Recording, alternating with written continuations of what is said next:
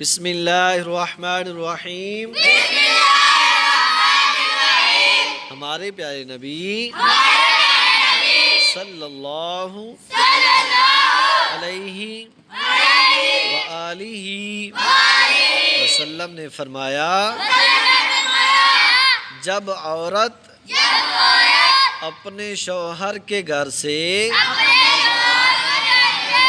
صدقہ کرتی ہے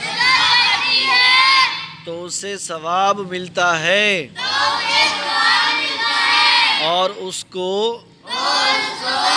اور اس کے شوہر کو بھی اتنا ہی ثواب ملتا ہے، اور ان میں سے ایک کا ثواب دوسرے کے ثواب میں کچھ کمی نہیں کرتا۔ شوہر کو کمانے کا اور عورت کو صدقہ کرنے کا